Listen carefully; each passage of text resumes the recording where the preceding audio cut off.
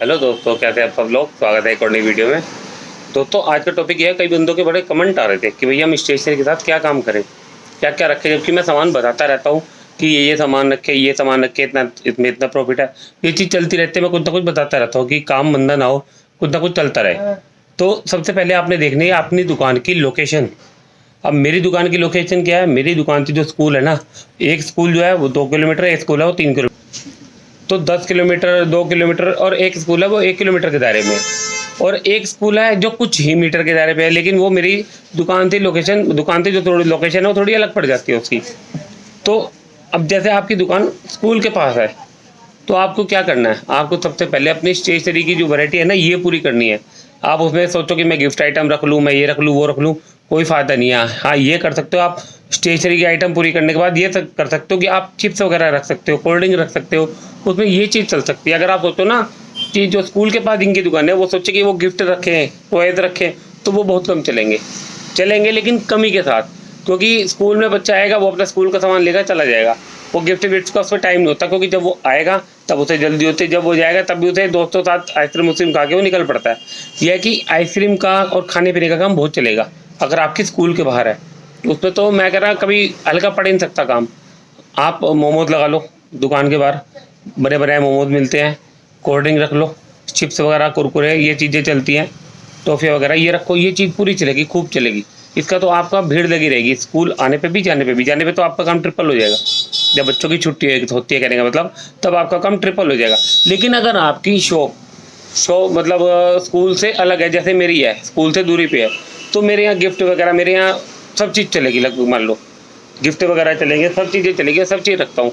अगर चाहूँ तो मैं खाने पीने का रखूँ, वो भी चलेगा, सब चीज़ चलेगी। लेकिन जिनकी दुकान स्कूल के पास है उन्हें करना यही है, पहले अपनी स्टेशनरी की वैरायटी को आप पूरी करें, क्योंकि स्कूल का बच्चा कुछ भी मांग लेगा आपसे। आप ये नहीं कह सकोगे उसे कि भैया कल लेना आप, मैं तो फिर भी कह दूंगा कल लेना, वो ले लेगा। लेकिन जो स्कूल में आता बच्चा है ना, वो आपको उसी टाइम उसे सामान देना पड़ेगा, वरना आपका काम नहीं चलेगा। अगर आपने फोकस किया ना कि यार मैं तो अपना थोड़ा गिफ्ट भी रख लूँ, थोड़े खिलौने भी रख लूँ, ये रख लूँ, तो वो दिक्कत हो जाएगी आपको अपनी वैरायटी पूरी करनी पड़ेगी हर चीज़, और स्टॉक में रखनी पड़ेगी, क्योंकि स्कूल के आसपास भी काम अच्छा चलता है, ये आपको पता है।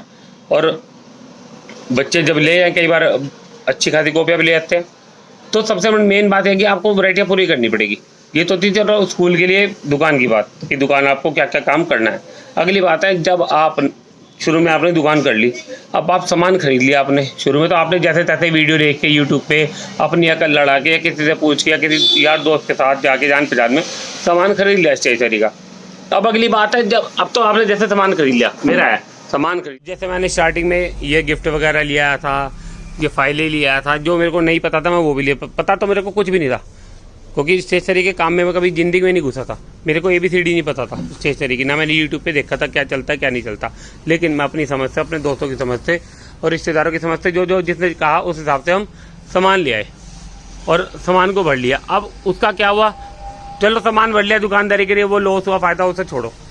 अब आपने दुकान में जब आपका काम शुरू हुआ, उसके बाद कस्टमर जैसे जैसे आएगा, सबसे पहले तो आप देखो कस्टमर आपसे क्या मांग रहा है। डिमांड स्टेशनरी में आपको डिमांड देखनी पड़ेगी। स्टेशनरी भी चलता सब कुछ है, लेकिन फिर भी एक चीज़ की होता है कि डिमांड, ये चीज़ ज़्यादा जल्दी लाते रहो, उसे भरते रहो। लेकिन आपने सामान खरीदना कैसे है, सबसे बड़ी बात है खरीदना कैसे। ये थोड़ा ना आप जाओगे पर्चा बना लोगे कि हाँ भैया मेरे को ये चार्ट पेपर दे दो, हाँ भैया मेरे को ये A4 A3 शीट दे दो। ये नहीं, आपको जाना है। मैं क्या करता हूँ, मैं जाता हूँ मार्केट में, मैं आपको बताता हूँ। सपोज करो मैं मार्केट में गया, मेरी एक आदत है, मेरी सामान खरीदते समय लूँगा भैया ये चीज़ चलती है, जो अपना खास होगा मैं ये भी बता दूँ, जो खास होगा ना वो बता भी देगा, क्योंकि नई नई चीज़ें बहुत आती हैं। तो कह रहा हाँ भैया बिकती है, ये कितने की, मेरी आदत मैं बता रहा हूँ, जैसे सामान लेता हूँ, ये कितने की पड़ेगी, वो कह रहा है 18 की पड़ेगी। ये बिकेगी कितने % प्रॉफिट है, वो कहेगा ये 20 की बिकेगी 18 के आगे।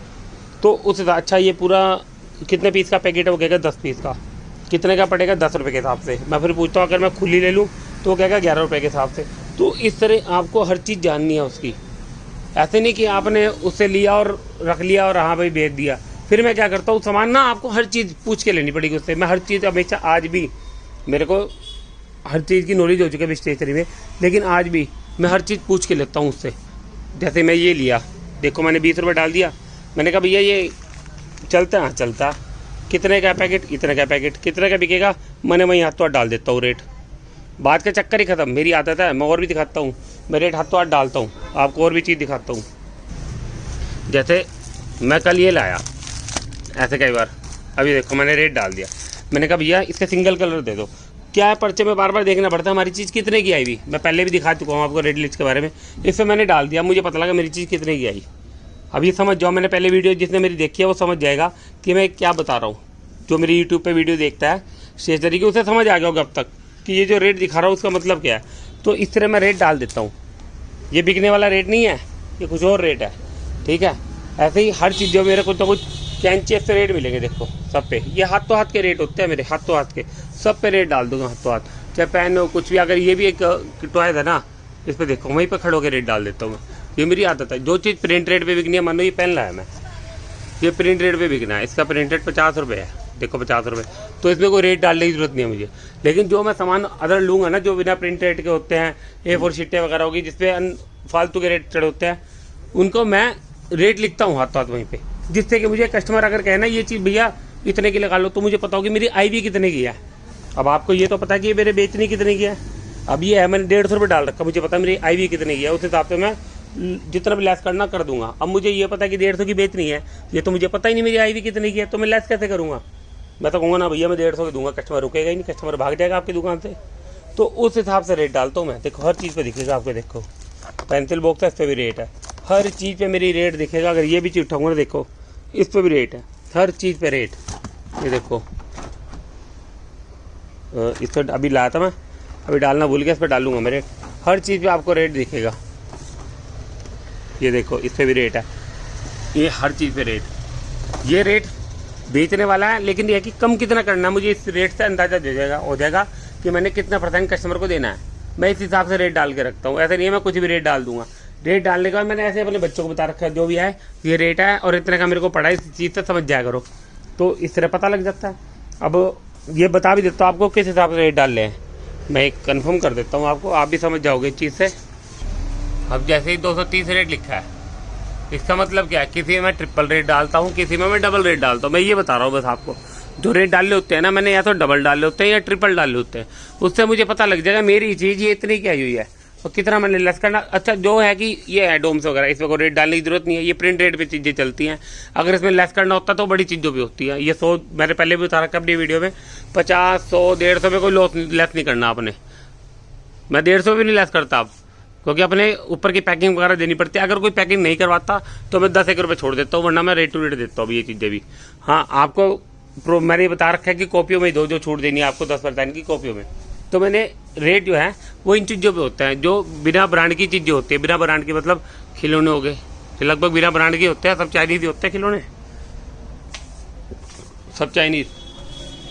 अब इनमें क्या है, इनमें भी लगभग जो ब्रांड है वाली है, जैसे ट्राइमेक्स का पेन है, इस पर रेट लिखा होगा। जो ये है ये बिना ब्रांड की होगी, चाइनीज़ आइटम होगी, इस पर रेट मुझे पता है क्या है, 10 रुपये का सिंगल पेन है। ये देखो रेट मैंने इस तरह डाल रखा है, इसमें रेट मेरा हर चीज़ पे दिखेगा, जिससे कि दिक्कत ना हो मेरे को। मेरी दुकान पे अगर मेरे बच्चे भी संभाल लेंगे, उन्हें दिक्कत ना हो। हर चीज़, अगर पेन है ना ये पायलट का, बाहर लिखा 50 रुपये, मतलब बतेरी चीज़ों पे डाल के रखता हूँ मैं कि क्या चीज़ कितने की बिकनी है। अब तो ये नहीं है कि मैं 10 रुपये वाले पेन पे डाल के बैठ जाऊँगा रेट, मैं रेट डालता हूँ ऐसी ऐसी चीज़ों पर जो बिना ब्रांड की चीज़ें हैं, इन पे किसी पे डबल, किसी पे ट्रिपल। उससे मुझे पता रहेगा मुझे लेस कितना देना है। तो आपको काम इसी तरीके से करना है कि जब आप सामान खरीदो तो उससे ये पूछो भैया ये कितने का पड़ेगा एक बैग मेरे को, वो कहेगा 50 रुपये का। अच्छा ये बिकेगा कितने का, मार्केट रेट क्या है, आपको मार्केट रेट पता होना चाहिए, मार्केट में चीज़ क्या रेट बिक रही है, क्योंकि उन पर तो हज़ारों दुकानदार आते हैं। वो कहेगा भैया 50 का आगे आपको 70 का बिकेगा। अच्छा भैया कितने पीस का पैकेट है, 10 पीस का पैकेट है, मतलब 500 का पड़ेगा। हाँ जी 500 का पड़ेगा। अच्छा खुले, फिर उससे पूछो अगर मैं 3 बैग लूँ उसमें से कितने पैसे लगेंगे, फिर वो बताएगा 5 रुपये फालतू लगेंगे। तो मैं इसी तरह करता हूँ काम को, मुझे पता लगता है जो चीज़ रनिंग में चलने वाली है उसका पूरा पैकेट ले लूँगा, जो चीज़ कम चलने वाली है उसके 2-3 पीस लूँगा, क्योंकि मेरी दुकान पे वैरायटी होनी चाहिए। मेरी दुकान से कस्टमर वापस नहीं जाना चाहिए, क्योंकि मैं पूरा अगर इसका 6 पीस का पैकेट उठा लिया तो मेरे दूसरे जो चीज़ों पे पैसे लगाने वो बॉन्ड हो जाएंगे। मैं क्या करता हूँ, 2 ये वाले ले लिए, 2 ये वाले ले लिए, 2 ये वाले ले लिए, मेरे पे वैरायटी पूरी होगी। और उस पर हाथों हाथ में रेट डाल देता हूँ, वहीं पे खड़ा खड़ा वो दुकानदार बता देगा ये रेट मार्केट चल रहा है, उससे 10 रुपये भी जैसा मेरा हिसाब लगे मैं डाल देता हूँ। तो आपको अपने हिसाब से रेट डालना है और ऐसा ही सामान खरीदना है, तभी आप दुकानदारी कर पाओगे। अब आपको कोई कस्टमर का भैया यही है, मान लो ये आपके 500 का ही और आपने रेट नहीं डाल लिया, आपने ये लिख दिया था 1000 रुपये। अब कस्टमर कहेगा भैया लेस क्या करोगे, आपको पता नहीं लेस क्या करना, आप पर्चे ढूंढते रहोगे उसके सामने, इतनी देर में कस्टमर भाग जाता है। वो तो सोचेगा दुकानदार लल्लू है, ये इसे कुछ पता ही नहीं है। तो आपको उस हिसाब से रेट डाल के रखने हैं जिसपे आपको पता हो। आप हाथ तो हाथ ले दो भैया, कैलकुलेटर उठाओ, इसमें 10% छूट हो, आपको इतने का पड़ेगा। वो ऐसे में कस्टमर रुक जाता है। आप अगर बिल देखने लगो, फ़ोन पे पूछने लगो, तो कस्टमर लल्लू समझता है दुकानदारों को, वो कहता है इसे कुछ नहीं आता, ये कोई अनजानी दुकानदार है। तो इस तरह आपको सामान लेना है, इस तरह आपको अपने रेट सेट करने हैं। और दुकान का मैंने बता दिया, अगर आपकी दुकान, मेरी दुकान बाहर ये चलती रोड है, एक कॉलोनी के पास मेरी दुकान है, एक चलती रोड है, कोई स्कूल नहीं है आसपास, यहाँ पर कोई भी, यहाँ कोई स्कूल नहीं है, तो मेरी दुकान पे इस तरह की गिफ्ट आइटम वगैरह सब चीज़ मिलेगी। आप भी कभी ध्यान देना, जो स्कूल के पास दुकानें होगी उनके पास कार्डबोर्ड मिलेंगे, थर्माकोल की शीटें मिलेंगी, आर्ट एंड क्राफ्ट का मिलेगा, मतलब स्टेशनरी की फुल आइटम मिलेगी। ये चीज़ें फालतू नहीं मिलेगी। ज़्यादा होगा वो थोड़ी बहुत कोई आइटम रख लेंगे, बोतल वगैरह बेचने के लिए, पानी की बोतल हो गई, टिफिन वगैरह, फालतू आइटम कुछ नहीं रखेंगे वो। मेरी तरह गिफ्ट, खिलौने, मोबाइल का सामान, ये चीज़ें कोई नहीं रखेगा, ना छाते ना रेनकोट। तो आपको ये देखना है कि आपकी दुकान कहाँ पर है, उस लोकेशन के हिसाब से आपको काम करना है। आपकी दुकान कॉलोनी में है तो आप कुछ भी जोड़ सकते हो। आपकी दुकान स्कूल के पास है तो पहले स्टेशनरी पे ध्यान दो। मैंने, अगर मेरी कॉलोनी के पास दुकान है तो मैंने स्टेशनरी पे फुल ध्यान दे रखा है।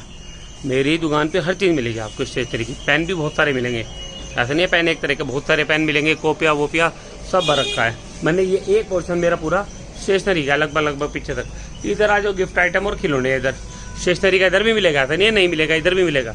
तो इधर भी गिफ्ट आइटम और खिलौने हैं इधर। तो इस तरह मैंने अपना दुकान की सेटिंग कर रखी है। तो आपको इस तरह करना है जिस तरह मैंने बता दिया है। अब ऐसा तो है नहीं आप दुकान के, वो स्कूल के पास आपकी दुकान है और आप करके बैठ के छाते बेचने, ऐसे नहीं बिकेगा। आपको बिक जाएगा सब कुछ, लेकिन आपको स्टेशनरी का फुल करना पड़ेगा पहले। अपनी ये वैरायटी फुल रखोगे ना तो आपकी दुकान दबा के चलेगी, बढ़िया करके चलेगी। तो दोस्तों आज की ये वीडियो थी और आपको बता दिया है कि मैंने आपकी दुकान किस तरह से आपको काम करना है, क्या चीज़ रखनी है, वो भी दुकान के किस लोकेशन के हिसाब से। तो ऐसी और वीडियो के साथ मेरे साथ बने रहे, और जिसे वीडियो अच्छी लगती है वो चैनल को सब्सक्राइब करें, वीडियो को शेयर करें, और मिलता हूँ अगली वीडियो में।